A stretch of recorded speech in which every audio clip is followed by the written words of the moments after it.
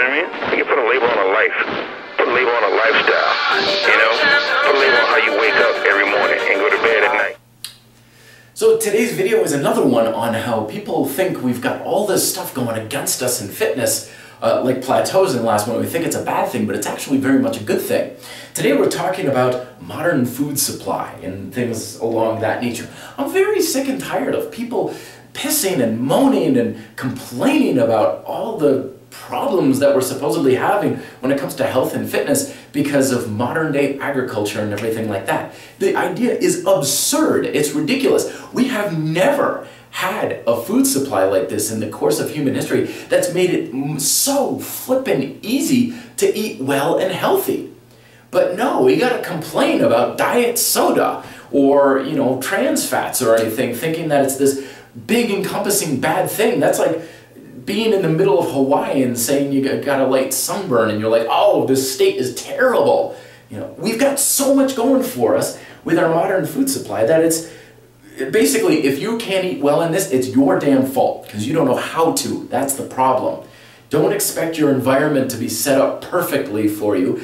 It's really a fact of your healthy eating abilities boil down to your skill. It's not Farmer John's fault. It's not the government's fault. It's not the people who produce the Twinkies' fault. It's yours. It's always yours, good or bad.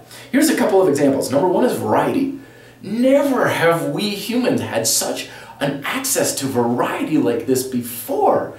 Unbelievable. I read a really interesting book called, I think it was called like The Last American Man, or something like that. It was a long time ago. But it was one of these guys who set up this community in the woods, and they were basically saying, okay, we're just going to grow our own food right here, right now, and everything. And during the winter months, they would have like 2 things that they could possibly eat. It's like squash and some sort of a dried meat. And that was it. For months on end, they only ate like 2 things. And this is one of the things that's great about our modern day food supply. You go into any grocery store and you can have foods from all over the world. I've got 101 ethnic restaurants. Indian, Chinese, Vietnamese, Italian, every kind of food stuff I could possibly want just down the street. So from that alone, variety of just the fruits and vegetables that we have access to is insane. Number 2 is the quality of that food. I remember back when we were learning about medieval times in school. And one of the great things about spices and everything was they were like, oh yeah, that meat, it's like 3 weeks old, it's got flies and maggots and everything, it's not tasting so good. Hey, we've just come up with this great stuff called spices and everything. We'll put the spices in the meat, cook it a little bit to kill off the germs, and we'll continue to be able to continue eating it. It wasn't like, oh my gosh, there's a little bit of bread, mold on the bread, throw it out. There's mold on the bread, eat the mold. We have never had foods that are so fresh and so readily available, and so we can preserve it in refrigerators and everything. So from that, we've got huge advantages. We can have so much fresh food. The other thing too is it's so cheap. It's so cheap, man. I'm not talking McDonald's and stuff like that. I'm talking about the best quality foods right now. You can get food that is so quick and easy to prepare and low cost and everything.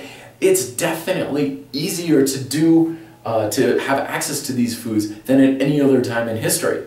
So I'm just trying to get your mind to shift out of the gutter of like, oh, there's so much stuff wrong with our food supply.